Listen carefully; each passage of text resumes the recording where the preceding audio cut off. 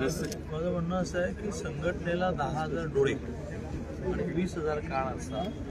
ते डोळे टिपत असतात, ते कान ऐकत असतात. त्याच्यातून निर्णय जो होतो त्या निर्णय होण्यासाठी भेटीगाठी करण्याची आवश्यकता नसते. आपल्याला ऑब्झर्व करतायत श्रेष्ठी, त्यांना जे योग्य वाटेल कधी ते म्हणतात की कोथरूडला जाऊन कधी ते म्हणतात की राज्याचा अध्यक्ष देशाला नाही. त्यामुळे मी माझी सगळी ऍक्टिव्हिटी 2 दिवस गेलो मुंबईत, खूप भेटी खूप भेटी पण त्या एकूण निवडणूक झाली, आनंद, विश्लेषण, मी आणि देवजी खूपच विश्लेषणाची मस्त भेट झाली दोघांची. पण बाकी तुम्ही मला काय करणार आहात आणि मग ह्याला काय करणार, हा मी कधीच आपला अजेंडा असला पाहिजे असं मानत. आश्चर्याचा धक्का देण्याची परंपरा भारतीय जनता पक्षाची कायम राहिलेली आहे. म्हणजे अगदी वेगवेगळ्या राज्यांचे निकाल आले त्याच्यानंतर मग अगदी पहिल्यांदा निवडून आलेली व्यक्ती देखील भाजपमध्ये मुख्यमंत्री होऊ शकते. महाराष्ट्रामध्ये तशी काही शक्यता आपल्याला नाही, मला अंदाज नाही. पण अलीकडच्या काही वर्षांमध्ये भारतीय जनता पार्टी नेहमीच न्यू जनरेशनचा शोध घेत असते आणि त्यामुळे हे प्रयोग ती करते. त्या राज्याच्या तिकीटं घोषित करताना किमान तिकीटं ही नव्यानं मिळावीत, पहिल्यांदा लढवण्याला मिळावीत हा प्रयत्न चालतो. कंटिन्युअस हा प्रयत्न चालतो की न्यू जनरेशन ही समोर आली पाहिजे. हे आमच्या पार्टीचं वैशिष्ट्य आहे आणि त्यामुळे ते राजस्थान आणि मध्य प्रदेशसारखा प्रयोग महाराष्ट्रात करणार आहे की नाही मला माहीत नाही. आमचं ते एक दुसरं वैशिष्ट्य आहे, ज्याला जेवढं कळलं पाहिजे त्याला तेवढंच कळतं आणि ज्याच्यात काही रोल नाही तो विचारण्याच्याही फंदात पडत नाही किंवा नेमकं काय करणार आहात. त्यामुळे आम्ही त्या मनस्थितीत आहोत की यांना जे ठरवायचं ते ठरवू दे, त्याची अंमलबजावणी आपण कधीपर्यंत सगळं होईल असं वाटतं. काहीच म्हणून की तुम्ही आज मला असे प्रश्न विचारता, पहिल्यांदाच मी निरुत्तर आहे तुमच्याकडे. दादा, उमेदवार कायम ठेवले तसेच मंत्रिपद पण कायम, भाजपने जसे विधानसभेला उमेदवार कायम ठेवले त्याच पद्धतीने मंत्रिपद पण कायम राहतील का नवीन चेहरा मिळेल पुण्याला मंत्री? मी तुम्हाला अनेक वेळेला तुमच्या माध्यमातून पद्धती या महाराष्ट्राला सांगितली आहे की आमचं एक पार्लमेंटरी बोर्ड आहे. माननीय जगतजी म्हणजे जो जे राष्ट्रीय अध्यक्ष ते अध्यक्ष असतात, मोदीजींसहित मेंबर असतात आणि त्याच्यामध्ये प्रत्येक विषय जातो. म्हणजे आमची महाराष्ट्राची विधानसभेची उमेदवारांची यादीसुद्धा तिथे फायनल होते. म्हणजे आम्ही खूप काम करतो, एका विधानसभेला 3 ऑप्शन्स काढतो, तिथे घेऊन जातो आणि त्यांच्या सर्वेशी मॅच करतो. इतकं आमच्याकडे लोकशाही मार्गाने चालतं.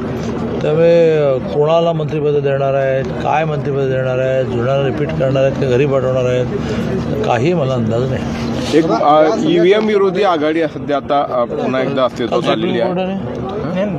काल सुप्रीम कोर्टाने आमचं काम खूप सोपं केलं. जे आम्ही भाषणामध्ये मुद्दे मांडले पाहिजेत ते त्याने त्यांच्या निकालामध्ये मांडले की अरे बाबा रे, तुम्ही जेव्हा तुम्ही विजयी होता तेव्हा ईव्हीएम नसतो, आता ईव्हीएम काढता, असं अगदी ज्याला म्हणतात ना फेटाळून लावणे, असं ती सगळी याचिका फेटाळलेली आहे आणि त्याच्यावर नुसती नाही फेटाळली, टिप्पणी जी केली आहे जी आम्ही करायला पाहिजे. म्हणजे आम्ही करायला पाहिजे, आमचं काम सोपं झालं. काल कार्यकर्त्यांनी हा काही विषय नाही आहे. काल कार्यकर्त्यांनी सारसबाग गणपतीची आरती केली, फडणवीस मुख्यमंत्री व्हावेत अशी प्रार्थना केली. त्याच्या जोडीलाच कार्यकर्त्यांनी पुण्याचे पालकमंत्री चंद्रकांत पाटील व्हावे अशी देखील आग्रही भावना. असं आहे की कार्यकर्ता त्याच्या भावना व्यक्त करत असतो, निर्णय सृष्टी करत असतात. त्या गणपतीच्या होमाला पूजेला मी गेलो होतो आणि मी अतिशय बॅलन्स भूमिका मांडली किंवा 132+5 137 भाजपचे झाल्यामुळे माननीय एकनाथजी मन मोठं करतील आणि मी अतिशय बहुधा वयाने माझ्यापेक्षा थोडे लहान जरी असलं तरीसुद्धा अतिशय आदराने त्यांना नमस्कार करतो. हे सोपं नाही, हे सोपं नव्हतं, इतका मनाचा मोठेपणा. तर मी आपलं कावळा बसाने फांदीचं मी त्यांना आवाहन केलं आणि त्यांनी परिपेस करता दिले. मी श्रेय होतो की मी त्यांना आवाहन केलं, मन मोठं त्यांनी केलं. आणि त्यामुळे कार्यकर्त्याची भावना असते. आता एकनाथजींच्या पत्नी पण इकडे ह्याला आल्या, भीमाशंकरला आल्या. माणसाला प्रत्येक गोष्ट आपल्याला मिळाली पाहिजे असं वाटतं. ती मिळते त्याचं काही गॅरंटी नसते, पण ती मिळेपर्यंत मिळेल मिळेल मिळेल मिळेल असं म्हणायचं असतं. एका क्षणाला नाही मिळाली तर नाही मिळाली यातही आनंद मानायचा असतो. काशीस जावे नित्य वदावे. काशीला जायचं काशीला जायचं काशीला जायचं तेव्हा तिथे जायला मिळेल. कॅबिनेटची टीम दिल्लीतनं ठरेल की इथनं वन मॅन आर्मी असेल सगळं? मुख्यमंत्री देण्यावरती चर्चा आहे.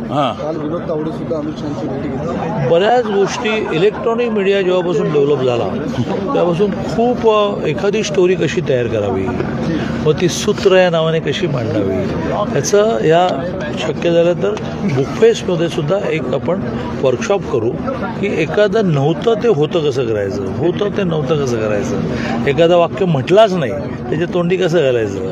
म्हणजे परवा निकाला दिवशी ABP माझाने सुदैवाने सगळं सेविंग त्यांच्याकडे असं माझ्याकडे असतं की ज्याच्यामध्ये मी जेवढं म्हणून वाईट बोलता येईल तेवढं पुन्हा एकदा उद्धवजींच्या वाईट म्हणजे कोणत्या अर्थाने वस्तुस्थिती मांडली. मग मांडवाकडून खूप पाणी गेली, पुलाकडून खूप पाणी गेलं आहे. एक दिवस असा गेला नाही की यांनी मोदीजींना शिव्या नाही दिल्या. मग विनोदजींचं उदाहरण दिलं की विनोदजी विचारून उद्धवजींनी म्हणायला पाहिजे होतं की हा नाही असं करू शकत. अशांना पुन्हा एकदा घेणं याला आम्ही कसं काय हो म्हणू असं सगळं म्हटलं. पण हे दाखवलं व्यवस्थित, हे तुम्हाला मानलं पाहिजे. पण टिप्पणी काय केली की चंद्रकांत दादा उद्धवजींना शिवसेनेला घ्यायला सकारात्मक. तर असं तुम्ही काही तयार करता आणि आय एम ॲप्रिशिएटिंग यू. याला एक कौशल्य लागतं. दादा प्रदेशाध्यक्ष महिलेकडे जाऊ शकतात का? प्रदेशाध्यक्ष पद हे महिलेकडे जाऊ शकतं? एक प्रश्न रुपयाला यांनी काही विचारलं होतं. प्रदेशाध्यक्ष मंत्री पदासाठी खूप लॉबिंग सुरू आहे, तुम्ही मात्र निश्चिंत दिसताय, नेमकं काय? मी म्हटलं ना की नेत्याची इच्छा ही तर आज्ञा. नेत्याने आज्ञा करायची नसेल, इच्छा व्यक्त करायची असते. नेत्याची इच्छा ही तर आज्ञा. अनुशासन आम्हा प्यार. आम्हाला अनुशासन प्यार आहे की कोणी असं विचार की मुंबईत काय काम आहे, दिल्लीत काय काम आहे. आपलं गप मी सकाळपासून माझ्या मतदारसंघाच्या आढावा बैठक घेतो. तो अप्रतिम प्रतिसाद मिळाला त्याचा आढावा घेतो. प्रदेशाध्यक्ष त्यामुळे जेव्हा निरोप येईल त्यावेळेला तुम्हाला सांगून जाईल. अशी पतंगबाजी केली जाते की दादाचं मंत्रिपद जाणार जाणार वगैरे वगैरे वगैरे. ज्याच्या नशिबात जे असतं ते होतं. असे जाऊ. हा तुम्ही काय म्हणता? प्रदेशाध्यक्ष पद का महिलेकडे? प्रदेश अध्यक्ष काहीच माहीत नाही म्हणजे, कारण आता प्रदेश अध्यक्षाची प्रोसेस पूर्ण चालायची ना. आमच्याकडे 4 महिने उशीर झाला, ज्याच्यामध्ये राष्ट्रीय अध्यक्षांची राष्ट्रीय कार्यकारिणीची मुदत संपली. त्याला 2 राज्यांच्या निवडणुकांची वाट पाहिजे होती, महाराष्ट्र आणि झारखंड. आता सुरू झालं. आता सदस्यता होईल, मग बूथ अध्यक्ष होतील, मग शक्ती केंद्र अध्यक्ष होतील, मग मंडल अध्यक्ष होतील, मग राज्याध्यक्ष होईल. निम्मे राज्याध्यक्ष झाले की राष्ट्राध्यक्ष होईल. तर या प्रोसेसमध्ये मराठवाड्याचं होणार आहे, महिला होणार आहे, नोन होणार आहे, अननोन होणार आहे. हे सगळंच काळाच्या ओघात ठरेल.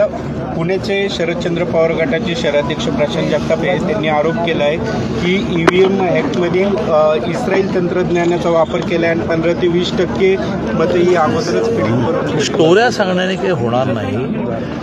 पुराव्यांच्या आधारे आपल्याला ते सिद्ध करावं लागेल. ते म्हणतात ते खरं असेल तर कारवाई होईल, ते म्हणाल तर खोटं असेल लोक वेड्यात काढतील. आता आपण काय म्हणू? सीएम पदासाठी तुमचंही नाव चर्चेत झालं. सरप्राईज देऊ शकतो. आता एकदा म्हणता की माझं मंत्रिपद जाणार, म्हणजे मुख्यमंत्र्याकडे जाणार असं म्हणतात. बघा म्हणजे इलेक्ट्रॉनिक मीडिया बघा. मुख्यमंत्र्याकडे जाणार 2 मिनिटापूर्वी काय म्हणाले की तुमचं मंत्रिपद जाणार. 2 मिनिटांनी काय म्हणतात की तुम्ही मुख्यमंत्री होणार. तर काय ते एक तर ठरवा. शपथविधी कधी होईल दादा? होता की ज्या लाडक्या बहिणींनी या सरकारला तारलं असं जे काही म्हटलं जातं, किंवा या कॅबिनेटमध्ये महिलांना तितकं स्थान मिळावं असं तुम्हाला वाटतं? नाही, महिला आमदार नेहमीच BJPचे जास्त असतात. महिला मंत्रीसुद्धा चांगलं प्रतिनिधित्व आम्ही देतो. आता यावेळेला एकूण असं आहे की मंत्रिमंडळ ठरवणं हा अत्यंत कठीण विषय असतो. रिजनल बॅलन्स सांभाळायला लागतो, जातीचा बॅलन्स सांभाळायला लागतो, आर्थिक स्तराचा बॅलन्स सांभाळायला लागतो, पुरुष महिला सांभाळायला लागतो. आणि हे आमचे श्रेष्ठी त्याच्यात हुशार आहेत, ते करतील. हां झालं.